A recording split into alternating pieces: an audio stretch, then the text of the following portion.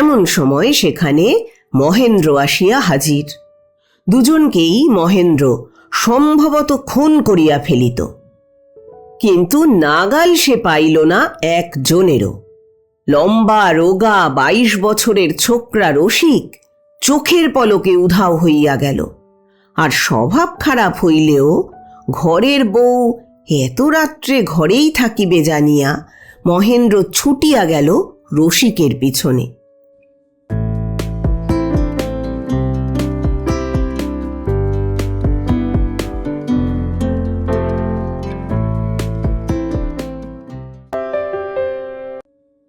শুভেচ্ছা বন্ধুরা, এক রাস শুভেচ্ছা আর ভালোবাসা।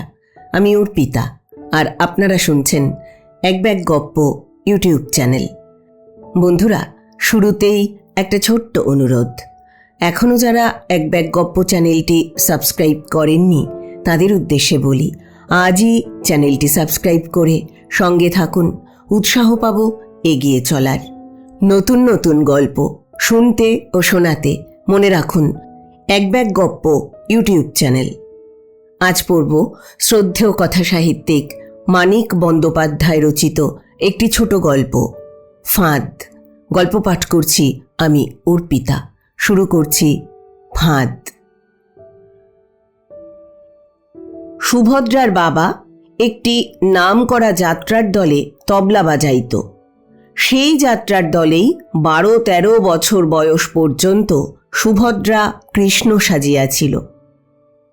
কৃষ্ণ সাজিয়া গোপিনীদের পাকা পাকা কথা ও মিষ্টি মিষ্টি গান শোনানো বন্ধ করিতে করিতে সুভদ্রার বয়সটা একটু বেশি হইয়া গিয়াছিল। অভিনয় বন্ধ করিয়া বাড়ি পাঠানোর কথা তুলিলেই সুভদ্রা খেপিয়া যাইত। শেষ পর্যন্ত বাড়ি অবশ্য তাকে পাঠাইয়া দিতে হইল। বিবাহের আয়োজনও চলিতে লাগিল। ইতিমধ্যে কৃষ্ণ না সাজিয়াই একসঙ্গে পাড়ার 3টি ছেলের সঙ্গে প্রেম আরম্ভ করায় কলঙ্কের আর সীমা রহিল না। আর একজনের সঙ্গে সুভদ্রা তখন একদিন পলাইয়া গেল। পালানোর সময় কোনো আপনজনের কাছে যাওয়ার ইচ্ছা অবশ্য তার ছিল না, কিন্তু পালানোর আগে যার সঙ্গ ছাড়া সে একটা দিন বাঁচিয়া থাকিতে পারিবে না ভাবিয়াছিল, 2 দিনের মধ্যেই তাকে দেখিলেই তার সমস্ত শরীর রাগে শিরশির করিয়া উঠিতে লাগিল। সঙ্গীটিকে ছাড়িয়া সে তাই গিয়া হাজির হইল দূরের এক গ্রামে তার দিদির কাছে। সেখানে মিষ্টি মিষ্টি গান গাহিয়া সকলকে সে মুগ্ধ করিয়া দিল, আর একটু ভাব করিল ভগ্নিপতির সঙ্গে। সে খেলা ভগ্নিপতি বুঝিত না, যে খেলায় শুধু পরস্পরের মন ভুলানো আর সব আছে, কিন্তু ধরা দেওয়া নাই। একদিন তাই অসময়ে জোর করিয়া সুভদ্রাকে জড়াইয়া ধরায় সেটা দিদির চোখে পড়িয়া গেল। কিছু দূরের একটি গ্রামে মহেন্দ্র নামে ভগ্নিপতির একজন অন্তরঙ্গ বন্ধুর সদ্য সদ্য বউ মরিয়াছিল। তাড়াতাড়ি তার দিদি তার সঙ্গে সুভদ্রার বিবাহ দিয়া দিল। মহেন্দ্রের সঙ্গে বড় ভাব হইয়া গেল সুভদ্রার। ভয়ানক বদমেজাজি মানুষ মহেন্দ্র। লম্বা চওড়া প্রকাণ্ড তার শরীর, আর শরীরে ষাঁড়ের মতো জোর। মেয়ে মানুষ যে একটা মোলায়েম জীব, এটা বোধহয় তার জানাই ছিল না। তার প্রচণ্ড ব্যক্তিত্ব, নিষ্ঠুর পৌরুষ, বিভৎস ভালোবাসা আর বাস্তব দরদ যেন সাবান দিয়া আছড়াইয়া কাপড় কাচার মতো সুভদ্রার মনের ছেলে মানুষই ময়লা সাফ করিয়া দিল। মনের আনন্দে সুভদ্রা বউ হইয়া কাটাইয়া দিল কয়েকটা বছর। তারপর আবার তার মনটা কেমন করিতে লাগিল একটা অজানা কিছুর জন্য। মহেন্দ্রের আলিঙ্গনে শিহরণ জাগার বদলে দম আটকাইয়া আসিতে লাগিল। ধীরে ধীরে তার মনে হইতে লাগিল, রসিক নামে যে রোগা লম্বা ভীরু ছেলেটা মাঝে মাঝে আসে, তার কাছে কি মন কেমন করার ওষুধ আছে? সাধন বৈরাগী নামে যে রূপবান পুরুষটা তার মন ভুলানোর চেষ্টায় নাওয়া খাওয়া ছাড়িয়াছে, সে কি তাকে দিতে পারিবে সে যা চায়? একদিন মাঝরাত্রে সুভদ্রা ধরা পড়িয়া গেল। রাশি রাশি মেঘে ঢাকা আকাশ হইতে বৃষ্টি পড়িতেছিল টিপি টিপি। মোলায়েম একটু ঠান্ডা পড়িয়াছিল। সারা দিনের গা জ্বালানো গরমের পর একেবারে অচেতন হইয়া ঘুমানো উচিত ছিল মহেন্দ্রের। আগের রাত্রে গরমে সিদ্ধ হইতে হইতেও সে মরার মতো ঘুমাইতেছিল। সুভদ্রা কখন উঠিয়া গিয়া কখন বিছানায় ফিরিয়া আসিয়াছিল কিছুই সে টের পায় নাই। 2-4টি রাত্রি বাদ দিয়া তার আগের আরও 5-7টি রাত্রেও সে টের পায় নাই। আজ যে কেন তার ঘুম ভাঙিয়া গেল? হয়তো জাগিয়াই ছিল, কে বলিতে পারে। একবার ঘুমাইলে মহেন্দ্রের ঘুম সহজে ভাঙে না। উঠিয়া যাওয়ার সময় সুভদ্রা আস্তে তার গায়ে একবার ঠেলাও দিয়াছিল। গায়ে ঠেলা দেওয়ায় যে জাগে নাই, কয়েক মিনিট পরে আপনা হইতে তার ঘুম তো ভাঙিবার কথা নয়। রসিক গায়ে জড়াইয়া আসিয়াছিল ছেঁড়া একটি সস্তা কম্বল।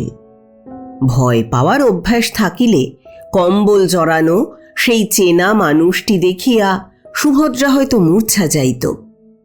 তার বদলে বর্ষা বাদলের রাত্রে ভালোবাসিয়া জ্বালাতন করিতে আসিয়াছে বলিয়া রসিকের হাত ধরিয়া হিড় হিড় করিয়া তাকে সে টানিয়া নিয়া গেল উঠানের দক্ষিণে, ধানের মড়াইটার গা ঘেঁষা ছোট্ট আটচালাটার নিচে। আটচালার অর্ধেকটা ভরিয়া ছিল চেলানো আম কাঠে, আর বাকি অর্ধেকটা ভরিয়া ছিল চাষের যন্ত্রপাতি আর ভাঙা গরুর গাড়ির চাকা হইতে আরম্ভ করিয়া দুমড়ানো কেনেস্তারা পর্যন্ত রকমারি জঞ্জালে। তার মধ্যে একটু স্থান করিয়া রসিকের গায়ের কম্বল বিছাইয়া তারা বসিয়াছিল। তারপর রসিকের বুকে মাথা রাখিয়া ভর্ৎসনার সুরে সুভদ্রা সবে বলিয়াছে, আজ আবার কেন এলি শুনি, মুখ পোড়া। তার আবেগ ও আবেদনে কাঁদো কাঁদো গলায় রসিক সবে জবাব দিয়াছে, না এসে থাকতে পারলাম না, মায়েরই বলছি। এমন সময় সেখানে মহেন্দ্র আসিয়া হাজির। দুজনকেই মহেন্দ্র সম্ভবত খুন করিয়া ফেলিত, কিন্তু নাগাল সে পাইল না একজনেরও। লম্বা রোগা 22 বছরের ছোকরা রসিক চোখের পলকে উধাও হইয়া গেল। আর স্বভাব খারাপ হইলেও ঘরের বউ এত রাত্রে ঘরেই থাকিবে জানিয়া মহেন্দ্র ছুটিয়া গেল রসিকের পিছনে। সেই অবসরে গোয়ালের পিছন দিয়া সুভদ্রা পলাইয়া গেল উল্টা দিকে। সেদিকেও ঘুমন্ত গ্রাম ছিল অনেক দূর অবধি ছড়ানো। কুকুর ডাকিতেছিল এদিকে ওদিকে। দূরে শোনা যাইতেছিল চৌকিদারের হাঁক, আর জমকালো ভেজা অন্ধকার ভরাট করিয়া খেয়ালের নাগাল ছাড়াইয়া উঠিয়াছিল ব্যাঙের গানের এক টানা আওয়াজ। সোহাগী বউ রঙিন কাপড় পরিতে পায় বলিয়া, আর রঙিন কাপড় অন্ধকারে সাদা কাপড়ের মতো সহজে চোখে পড়ে না বলিয়া নিজেকে সুভদ্রার মনে হইতেছিল ভাগ্যবতী। গ্রামের শেষ বাড়িটি শুধু গোটা 2 ভাঙা ঘর, তারই একটিতে এত রাত্রে একজন গান গাহিতেছিল। চেনা চলতি গান, সুভদ্রার নিজের গান। দাঁড়াইয়া দাঁড়াইয়া কিছুক্ষণ সে গান শুনিল। খণ্ডিতা রাধার মানভঞ্জনের জন্য তখন সে যে গানটি গাহিত, ভাঙা মোটা গলায় ভুল সুরে কথা বদলাইয়া গাহিতেছে বটে অদৃশ্য গায়ক, কিন্তু আবেগ আছে লোকটার। আবেগ ভরা লোকগুলি বড় অধীর হয়। ভিজা শাড়িখানা গায়ে আঁটিয়া গিয়াছে, দেখিবা মাত্র হয়তো সাপটাইয়া ধরিবে। ওভাবে কেউ সাপটাইয়া ধরিলে বড় খারাপ লাগে সুভদ্রার। গা বমি বমি করে, দম আটকাইয়া আসে। মনে হয় সে যেন হঠাৎ 11 বছরের মেয়ে হইয়া গেছে। আর যাত্রা দলের সেই যুধিষ্ঠির শেষ রাত্রে শ্রীকৃষ্ণের বেশধারী তাকে আসরের খানিক তফাতে একটা ছোট আটচালার নিচে ডাকিয়া নিয়া গিয়া এক হাতে তার মুখ চাপিয়া ধরিয়াছে, আর এক হাতে তাকে বাঁধিয়া ফেলিয়াছে কাছি দিয়া বাঁধার মতো। কিন্তু উপায় ছিল না। এত রাত্রে কে আর তাকে খাতির করিবে? সুভদ্রাকে ভিতরে গিয়া দাঁড়াইতেই হইল। সাধন বৈরাগী মূর্ছা গেল না। 2 চোখ বড় বড় করিয়া গানের বদলে একটা অদ্ভুত আওয়াজ করিতে লাগিল। সুভদ্রা বলিল, আমি গো, আমি। তখন সাধন বৈরাগী শান্ত হইল, কিন্তু আবার অশান্ত হইয়া উঠিল অল্পক্ষণের মধ্যেই, আনন্দ ও উত্তেজনায়। প্রথমে সুভদ্রা ভাবিয়াছিল রসিকের জন্য বোধহয় একটু মন কেমন করিবে। একটু যেন পছন্দ হইয়াছিল রসিককে তার। 2-1 দিন গভীর রাত্রে তার যেন মনেও হইয়াছিল বেতালা বাঁশির সুরে জানান দিয়া আজ কি রসিক আসিবে। ভাষা ভাষা একটু রসজ্ঞান ছিল রসিকের। দুপুর রাতের গোপন মিলনে মাঝে মাঝে সে একটু রসের সঞ্চারও যেন করিতে পারিত। কিন্তু বহুদিন ধরিয়া যেভাবে তার মন কেমন করিয়া আসিয়াছে, এখনো তেমনিভাবে মন কেমন করিতে লাগিল বটে, কিন্তু রসিকের জন্য নয়। স্বামীর ঘরে ফেলিয়া আসা শাড়ি গয়নার মতো রসিকও তুচ্ছ হইয়া গিয়াছে। এতটুকু আফসোসও সুভদ্রার নাই। রসিক বলিয়া কেউ কি কোনো দিন তার মাথার চুলে হাত বুলাইয়া দিতে দিতে মৃদু স্বরে বর্ণনা করিত? আসিবার সময় কোনো বাড়িতে নতুন বর ও বধূর ঘরে বেড়ার ফাঁকে উঁকি দিয়া একজনকে কিভাবে আর একজনের পায়ে ধরিয়া সাধাসাধি করিতে দেখিয়া আসিয়াছে, আর শুনিতে শুনিতে তার মনে হইত সে যেন হালকা হইয়া গিয়াছে, মুক্তি পাইয়াছে। চাঁচের বেড়ায় ঘেরা 4 কোণা জেলখানায় জোরালো 2টি বাহুর বন্ধন যেন আর নাই। মনটা সুভদ্রার খুঁত খুঁত করে। এরকম হওয়া উচিত ছিল না। রসিকও শেষ পর্যন্ত তাকে ফাঁকি দিল। এতটুকু স্থান দাবি করিতে পারিল না তার মনে। সাধন বৈরাগীর চেহারাটি ভারী সুন্দর। প্রথম দিন তাকে দেখিয়াই সুভদ্রা তীব্র বিদ্বেষ আর হিংসা অনুভব করিয়াছিল। মনে হইয়াছিল এই লোকটাই বুঝি জীবন যুদ্ধে তার সবচেয়ে বড় প্রতিযোগী। তারপর সাধনের অনেক দিনের প্রাণপাত সাধনার পুরস্কার স্বরূপ দূর হইতে একটু একটু ভাব করিয়া এতকাল তাকে শুধু সে যন্ত্রণাই দিয়া আসিয়াছে। এখন হঠাৎ একেবারে ধরা দিয়া অনেক দূরের অচেনা এক শহরে অজানা মানুষের মধ্যে ছোট্ট একটি টিনের ঘরে 24 ঘণ্টা একসঙ্গে বসবাস করিবার মতো ভয়ানকভাবে ধরা দিয়া সুভদ্রা দেখিল লোকটাকে সে যেরকম ভাবিয়াছিল সে মোটেই সেরকম নয়। বিদ্বেষ বা হিংসার কোনো কারণ নাই, বরং রীতিমতো অবজ্ঞা করা চলে। যে জোরালো আবেগ ও উচ্ছ্বাসের আশঙ্কা সে করিয়াছিল সেটা জোয়ারের মতো নয়, কলের ফোয়ারার মতো। তাও আবার সে উৎসের ভাণ্ডারে সঞ্চয় বড় কম। কলটাও গিয়াছে বিগড়াইয়া। হঠাৎ প্রচণ্ড বিক্রমে উথলাইয়া উঠিয়া অল্পক্ষণের মধ্যেই ঝিমাইয়া পড়ে। শুধু চেহারার টানে অনেক মেয়ে আসিয়া তার রসটুকু শুষিয়া নিয়া গিয়াছে বোঝা যায়, আর রাখিয়া গিয়াছে অহংকার, স্বার্থপরতা, তার পাগলামি। যেসব কোনো দিন কোনো মেয়ের কোনো কাজেই লাগে না। সুভদ্রা হতাশ হইয়া ভাবিল, তাই তো। সে রাত্রে ভিজা রঙিন শাড়িটি ছাড়িয়া সুভদ্রা সাধন বৈরাগীর গেরুয়া লুঙ্গি আর আলখাল্লা দিয়া নিজেকে ঢাকিয়াছিল। পরদিন পথে তার জন্য 2 সেট শাড়ি ও সেমিজ কিনিয়া গেরুয়া রঙে ছাপাইয়া নেওয়া হইয়াছিল। তখন দুজনকে দেখিয়া মানুষের মনে হইয়াছিল, স্বর্গের কোনো দেবতা বুঝি একটি অপ্সরাকে সেবাদাসী করিয়া মর্তলোকে বেড়াইতে নামিয়া আসিয়াছেন।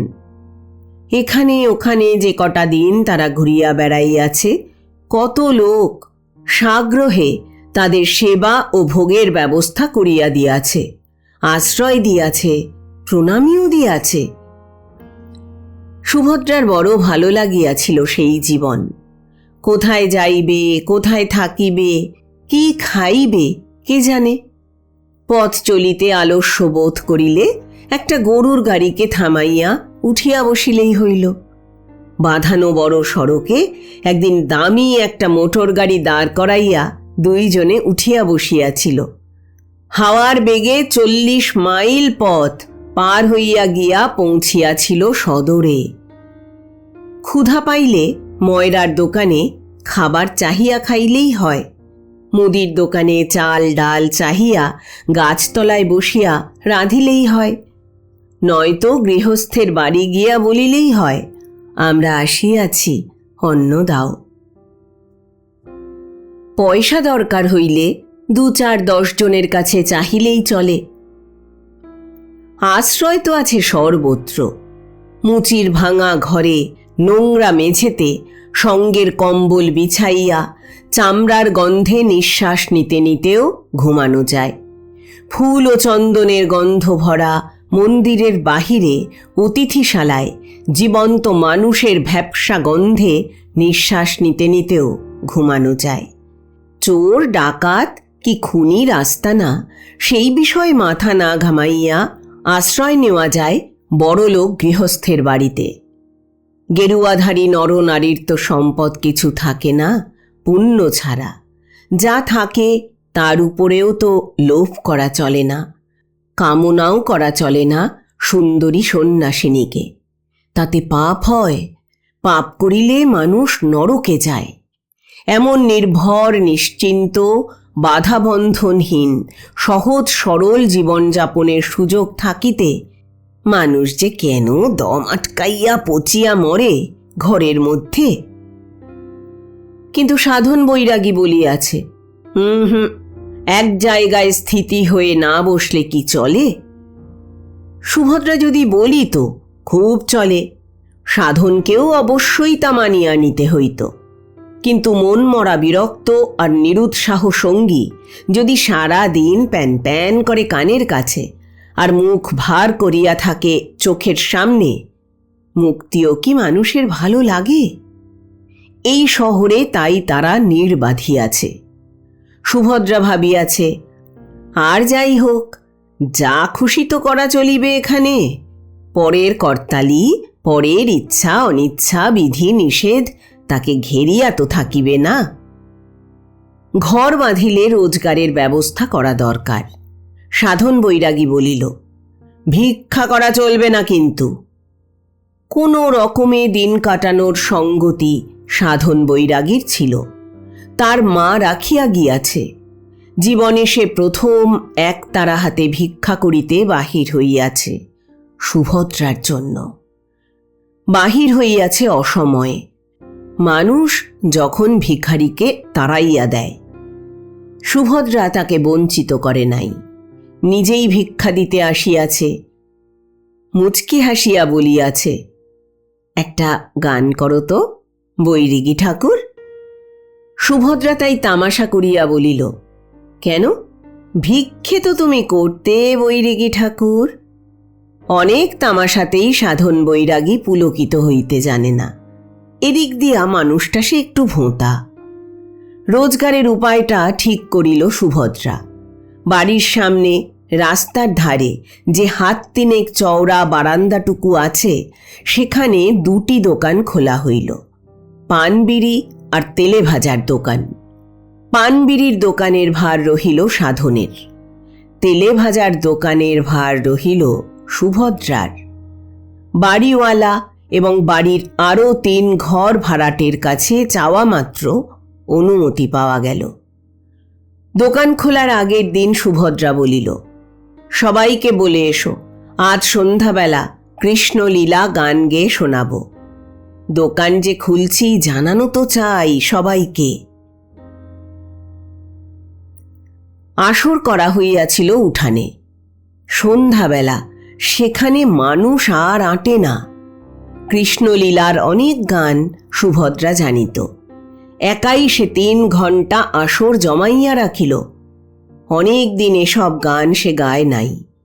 একটু ভয় তার ছিল গানগুলি ঠিকভাবে গাহিতে পারিবে কি না, কিন্তু আরম্ভ করা মাত্র আগের মতোই গানের মোহ কখন যে তাকে মাতাল করিয়া পৃথিবী ভুলাইয়া দিল।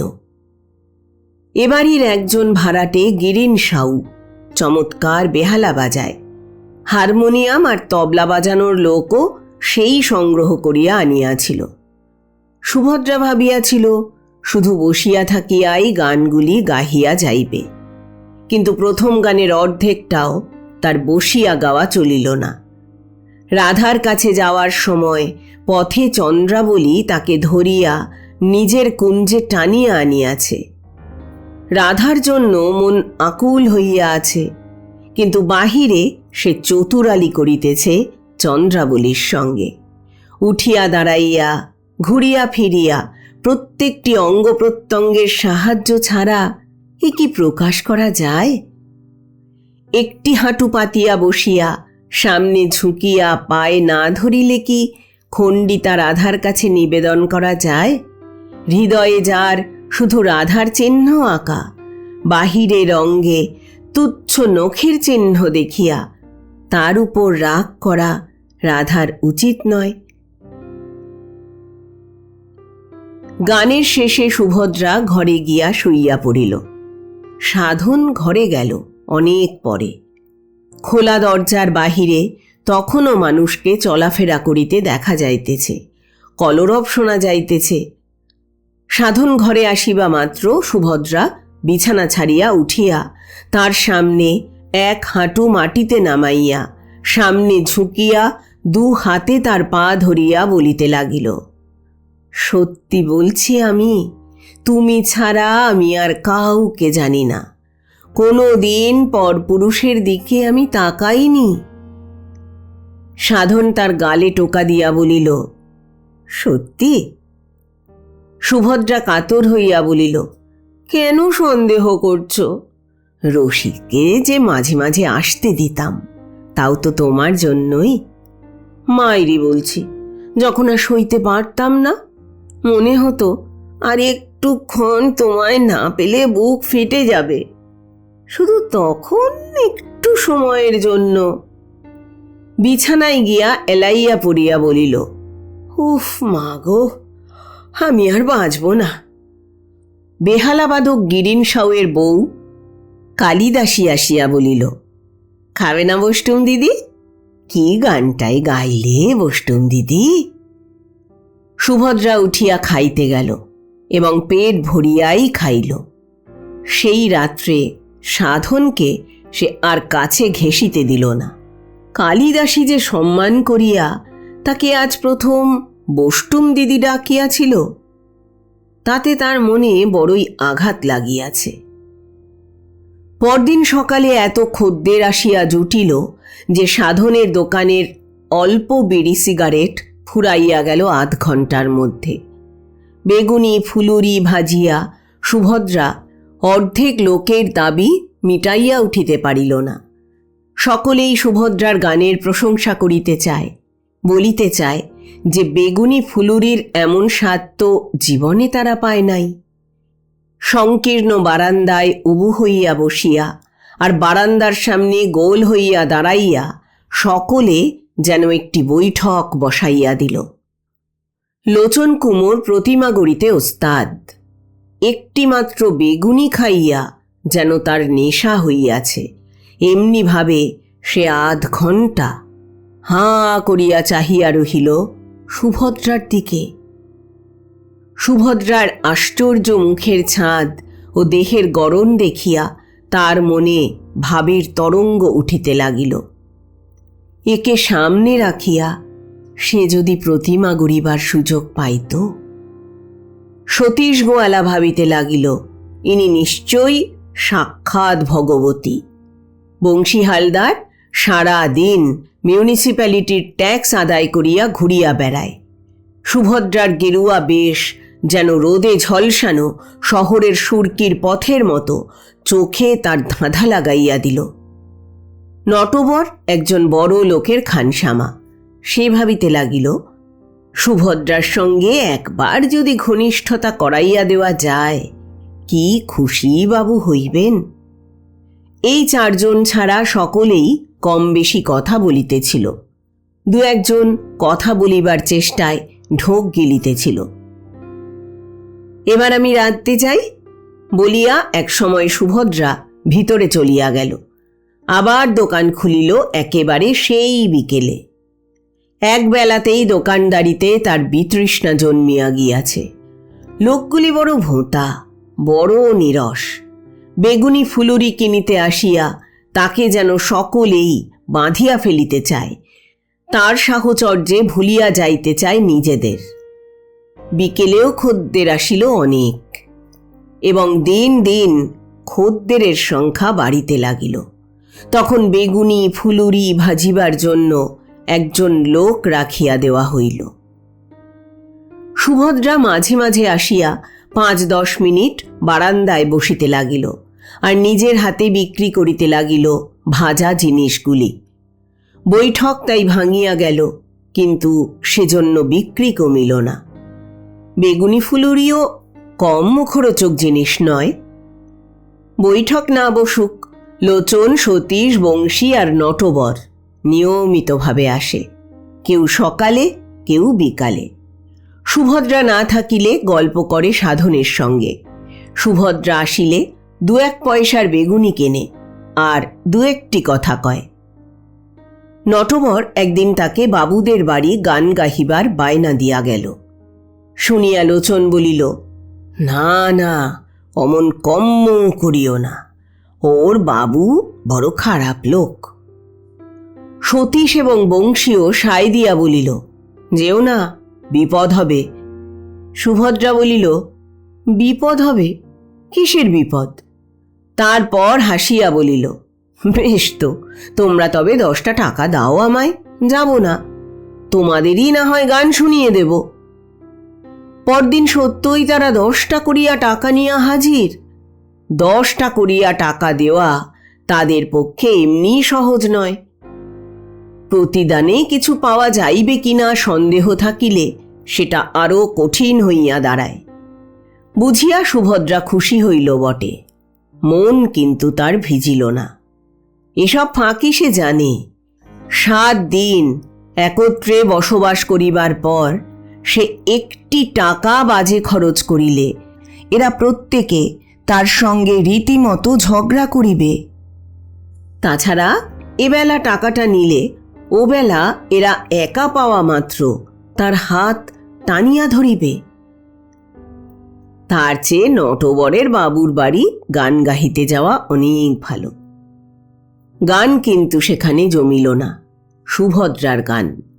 আসরে ঝালর বসানো, তাকিয়ায় হেলান দিয়া উপস্থিত ছিল শুধু বাবুর কয়েকটি বন্ধু এবং তবলচি। সেরাঙ্গীর কাছে সহজ অভ্যস্ত ভঙ্গিতে মেরুদণ্ড সিধা করিয়া বসিয়াছিল আর একজন মানুষ। তার চোখে কাজল আর ছোট নূরটি লালচে রঙে রাঙানো। ধৈর্যের প্রতীকের মতো সে স্থির হইয়া বসিয়াছিল, আর বাঁ হাতের আঙুলের সন্তর্পণ স্পর্শ ধীরে ধীরে বুলাইয়া দিতেছিল নূরে। সুভদ্রা তখন গানটি আরম্ভ করার পরেই বাবু আর তার বন্ধুদের মুখে মৃদু হাসি ফুটিয়া উঠিল, কিন্তু এই লোকটি চোখের একটিও বাড়তি পলক ফেলিল না। সুভদ্রা 3টি গান গাহিবার পর বাবু উঠিল। এবার তুমি বিশ্রাম করো। ওস্তাদজি, আপনি এবার মেহেরবানি করুন তবে। ওস্তাদ আবার একটু হাসিয়া মাথাটি সামনের দিকে সামান্য নিচু করিল। সোজা সুরের একটা বাংলা গান গাই? বলেন কি ওস্তাদজি, আপনি বাংলা গান জানেন?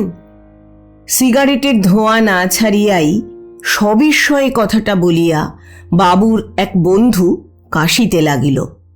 সুভদ্রা মৃদু স্বরে বলিল, জল খান, 2 ঢোক জল খেলেই সেরে যাবে। বন্ধুর কাশি থামিলে ওস্তাদ বলিল, জানি কিনা সে তো মালুম হবে শুনলে। ঠুংরিতে হাফেজের বাংলা ভাবার্থ অনুবাদ। শুনিতে শুনিতে সুভদ্রার মনে হয় ওস্তাদের অমন সুন্দর ফুলকাটা পাঞ্জাবির 3-4 জায়গায় ছেঁড়া কেন? আরও শুনিতে শুনিতে মনে হয় যে পাতলা পাঞ্জাবি ছুঁচ সুতায় সে কি ছেঁড়াগুলি রিফু করিয়া দিতে পারিবে? গান শেষ হইলে তার মনে পড়ে রিফুর কাজ সে জানে না। যাত্রার দলে যে ছেলেটি তার রাধা সাজিত সেই যেন কোথা হইতে খুব ভালো রিফুর কাজ শিখিয়াছিল। ওস্তাদ সুভদ্রাকে জিজ্ঞাসা করিল, কেমন লাগলো? সুভদ্রা নির্বিবাদে বলিল, আর একটা শুনি। ওস্তাদের কয়েকটি গান শুনিয়া সকাল সকাল সুভদ্রা বাড়ি ফিরিয়া গেল। বেশ বোঝা গেল তার গানও বাবুর পছন্দ হয় নাই, তাকেও পছন্দ হয় নাই। পরদিন ঘোড়ার গাড়ি চাপিয়া ওস্তাদ সুভদ্রার বাড়ি আসিল। জিজ্ঞাসা করিল, সুভদ্রা গান শিখিবে কি? গান? ভালো ভালো গান। সেই ফুলকাটা জামা পায়জামা পরিয়াই ওস্তাদ আজ আসিয়াছে। মাথায় শুধু আজ একটি জড়ি বসানো টুপি, আর চোখের কাজল আরও একটু স্পষ্ট। সুরমা নয়, কাজল। কালিদাসীর ছেলের কাজল পরা চোখের মতোই আশ্চর্য রকম কচি কচি দেখাইতেছে ওস্তাদের চোখ। দেখিয়াই সাধন একটা কুৎসিত প্রশ্ন করিল, নটবরের বাবু বুঝি গান শেখাইতে পাঠাইয়াছে ওস্তাদকে? ওস্তাদ বলিল, তোবা তোবা, নটবরের বাবু আমার কে? জগতে এমন কে বড়লোক আছে যে ওস্তাদকে মনিবের মতো হুকুম দিবে? বাবু তো শুধু তার শাকরেদ। ওস্তাদের বাড়িতে যে 2-4 জন গান শিখিতে আসে তাদের সঙ্গে বাবুর তফাৎ এই যে বাবু গাড়ি পাঠায় আর ওস্তাদ তার বাড়ি গিয়া গান শেখায়। তারপর প্রতি সন্ধ্যায় সুভদ্রা ওস্তাদের কাছে গান শিখিতে লাগিল।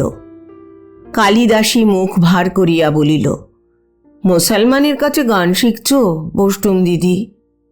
সুভদ্রা বলিল, মুসলমানই ভালো, কিন্তু গান শিখিতে ভালো লাগে না সুভদ্রার। কিছুই ভালো লাগে না। দোকানে নিয়মিত কেনা বেচা চলিতেছে, ভিতরে নিয়মিত ঘরকন্যা চলিয়াছে, নিজেই সে নিজের চারিদিকে সৃষ্টি করিতেছে নিয়মের ফাঁকি আর বন্ধন।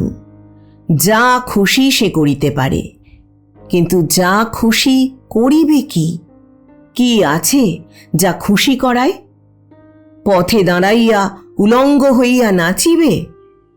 শহরের পাশে যে নদী আছে তার স্রোতে ভাসিয়া যাইবে? না বিষ খাইবে? সাধনকে সে মিনতি করিয়া বলে, এখান থেকে পালাই, চলো না। হ্যাঁ, তেমনিভাবে ঘুরে ঘুরে বেড়াবো দুজনে, কি মজাটাই হবে। সাধন বলে, দূর পাগলি, ঘুরে বেড়ানোতে আবার মজা কি? তা ঠিক, ঘুরিয়া বেড়ানোতে হয়তো মজা লাগিবে না। সুভদ্রা এখন টের পাইয়াছে সাধন বৈরাগীর সঙ্গে কদিন পথে পথে কাটানোর আসল মজাটা কি ছিল, কি সুখ ছিল সে ঘুরিয়া বেড়ানোর। কিছুই না, শুধু একটা উত্তেজনা ছিল, প্রতি মুহূর্তের উত্তেজনা। পরমুহূর্তে বুঝি কিছু ঘটিবে, জীবনে কিছু আবির্ভাব ঘটিবে কোনো কিছুর। ক্ষণে ক্ষণে তখন সব বদলাইয়া যাইত। মাটির পথের পর আসিত সুরকির পথ, হাট বাজারের পরে আসিত মাঠ, তারিখানার পরে আসিত দেব মন্দির। একজনের কুৎসিত মন্তব্যের পর আসিত আর একজনের সভক্তি প্রণাম। মুচির ঘরের আশ্রয়ের পর আসিত বড় লোকের বাগান বাড়ির আশ্রয়। এই পরিবর্তন যেন প্রমাণের মতোই আশা জাগাইয়া রাখিত। এই সমস্তের অতিরিক্ত আরও একটা নতুনত্ব নিশ্চয় আসিবে। সুভদ্রা কৃতার্থ হইয়া যাইবে, আর তার মন ছটফট করিবে না। উল্লাসে গদগদ হইয়া সেই নতুনত্বকে বরণ করিয়া বলিবে, এতদিন আসনি যে বড়, আচ্ছা খামখেয়ালি নিষ্ঠুর মানুষ তো তুমি। মানুষ? সে নতুনত্ব কি তবে মানুষ সুভদ্রার? ফাঁপড়ে পড়িয়া সুভদ্রা এদিক ওদিক তাকায়। কত মানুষ চলিতেছে পথ দিয়া, সকলেই একরকম, দেহকাণ্ডের সঙ্গে দুটি হাত আর পা আঁটা, তার উপরে একটা মাথা বসানো। কোনো নতুনত্ব তো নাই এদের মধ্যে। এদের মধ্যে যাকেই সে বরণ করুক, মুখে হাত চাপা দিয়া সে শুধু তাকে জড়াইয়া ধরিবে। সে যা চায়, কি চায় তা অবশ্য সে জানে না, কিন্তু যা সে চায় মানুষের মূর্তি ধরিয়া আসিলে তো তা চলিবে না। সুভদ্রার মনে তাই সন্দেহ জাগিয়াছে, সাধনের সঙ্গে ঘুরিয়া বেড়াইতে আর ভালো লাগিবে কিনা। জ্ঞান বাড়িয়াছে, প্রত্যাশার উত্তেজনাটুকু পর্যন্ত হয়তো এবার জুটিবে না। কিন্তু ওস্তাদের সঙ্গে যদি নিরুদ্দেশ যাত্রা করে, কাছাকাছি গ্রাম আর শহরে ঘুরিয়া বেড়ানোর বদলে যদি আজ যায় দিল্লিতে আর কাল যায় বোম্বাইয়ে, এবং তারপর দিন যায় দিল্লি বোম্বাইয়ের মতো 7 সমুদ্র 13 নদীর পারে আরও যেসব জায়গা আছে যার নামও সে কোনো দিন শোনে নাই, সেইখানে। কদিন পরে তাই গেল সুভদ্রা। তবে দিল্লি বা বোম্বাইয়ে নয়, 7 সমুদ্র 13 নদীর পারে অন্য কোনো জায়গাতেও নয়। সুভদ্রার অত পয়সা কই? ওস্তাদ গরিব মানুষ, তাই কদিন এখানে ওখানে ভাসিয়া বেড়াইয়া দুজনে কলকাতা শহরে আসিয়া ঠেকিয়া গেল। তবে ওস্তাদ ভরসা দিয়া বলিল, তাতে কি আসে যায়, যেখানে খুশি যাওয়ার স্বাদ মনে থাক, যাওয়ার ব্যবস্থা করিতে যেখানে খুশি যতদিন খুশি দিন কাটিয়া যাক। একদিন তো তারা যাইবেই যাইবে, তার বেশি আর কি চাই মানুষের? যাওয়ার চেয়ে যাওয়ার আয়োজন তো তুচ্ছ নয়। মনটাই তো যায় মানুষের মাটির পৃথিবীর বুকে এখান হইতে ওইখানে। নাই যদি যাওয়া হয়, এখানকার ঘর বাড়ি যানবাহন লোকজন দেখার বদলে ওখানকার ঘর বাড়ি যানবাহন দেখিতে, এখানকার বালি পাথর সবুজ ঘাসে হাঁটার বদলে ওখানকার বালি পাথর সবুজ ঘাসে হাঁটিতে একটা যাত্রা তো একদিন তাদের শুরু করিতেই হইবে। অজানা অচেনা দেশের উদ্দেশ্যে সব যাত্রার চরম একটা যাত্রা। তা বটে। সজোরে ওস্তাদকে জড়াইয়া ধরিয়া সুভদ্রা বলে, তবে তাই চলো ওস্তাদ, সেইখানেই আমরা যাই। তুমি আমার গলাটা টিপে ধরো, আমি তোমার গলাটা টিপে ধরি। ওস্তাদ কি বলিতে যায়, বাঁ হাতটি আলগা করিয়া সুভদ্রা তার মুখে চাপা দেয়। দেহের ভারে মুসাফিরখানার ছেঁড়া নোংরা মাদুরের বিছানায় তাকে চিৎ করিয়া ফেলিয়া দেয় এবং তার পাশে লম্বা হইয়া শুইয়া পড়ে। নরম কোমল হাতটি মুখ হইতে সরাইয়া স্ফূর্তির সঙ্গে ওস্তাদ বলে, बहुत अच्छा मेरा जान, क्या बात। সুভদ্রা আবার তার মুখে হাত চাপা দেয়। শেষ রাত্রে ওস্তাদের ঘুম ভাঙিয়া গেল। তাদের দুজনের বড় পুঁটুলিটি খুলিয়া সুভদ্রা তার শাড়ি সেমিজের একটা ছোট্ট পুঁটুলি করিতেছে। মুখ ফিরাইয়া ওস্তাদকে চাহিয়া থাকিতে দেখিয়া সুভদ্রা বলিল, পালাচ্ছি ওস্তাদ, চুপি চুপি পালাচ্ছিলাম, তুমি জাগলে কেন? ওস্তাদ বাজে কথা কিছু বলিল না, ব্যস্ত হইল না, ধীরে ধীরে উঠিয়া বসিল। সেখানে ফিরে যাবে? দূর, ফিরে গেলে সাধন বৈরাগী রক্ষা রাখবে আমার? যেদিকে দু চোখ যায় চলে যাব।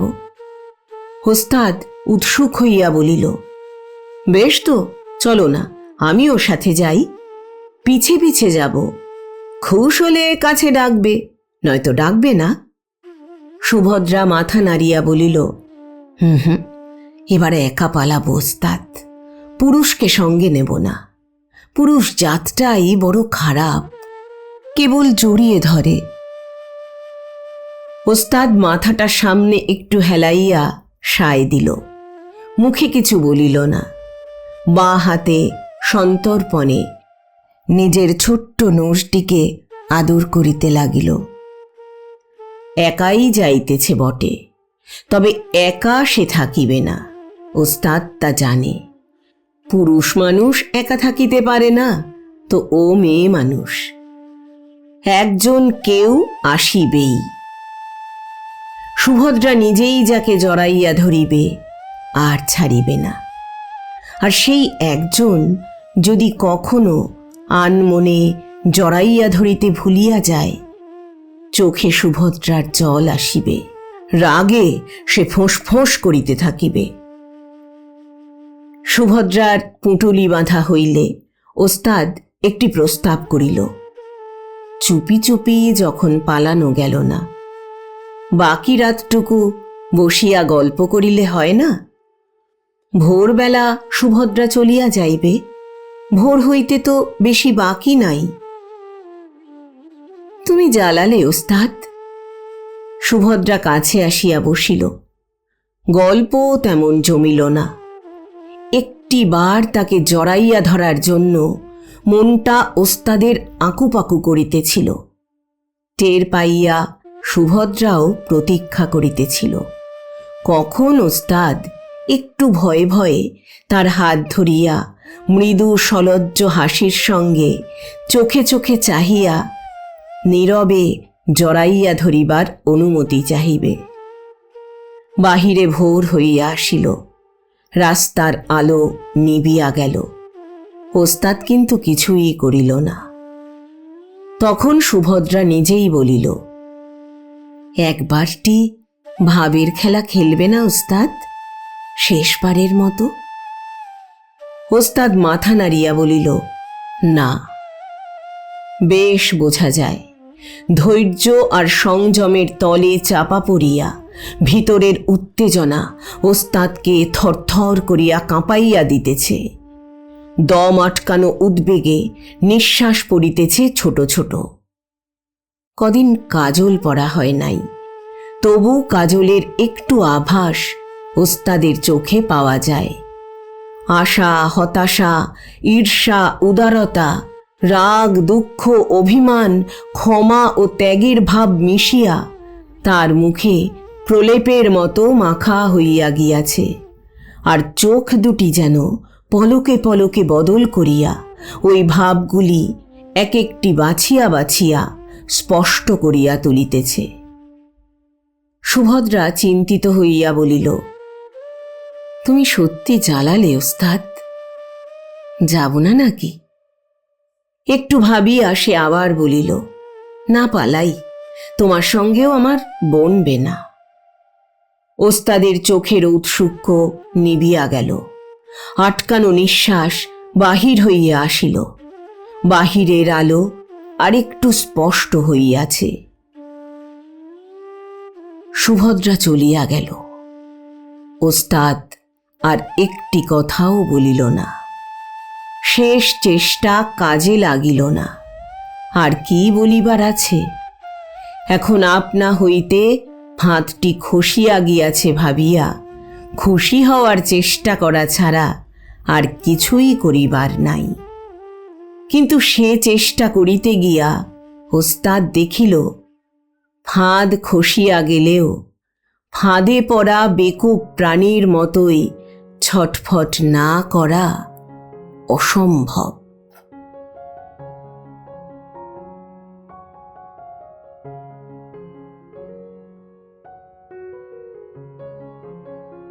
এতক্ষণ শুনলেন শ্রদ্ধেয় লেখক মানিক বন্দ্যোপাধ্যায় রচিত একটি ছোট গল্প ফাঁদ। গল্প পাঠ করলাম আমি অর্পিতা। প্রচ্ছদ এঁকেছেন মোনালিসা। উপস্থাপনায় এক ব্যাগ গপ্প ইউটিউব চ্যানেল। বন্ধুরা, আবার আসবো আগামী সপ্তাহে আবার কোনো ভালো লাগা গল্প নিয়ে। আজ তাহলে বিদায় নিচ্ছি। সবাই ভালো থাকবেন, সুস্থ থাকবেন। আর হ্যাঁ, গল্প পাঠ ভালো লাগলে চ্যানেলটি লাইক, কমেন্ট, শেয়ার এবং সাবস্ক্রাইব করে পাশে থাকবেন।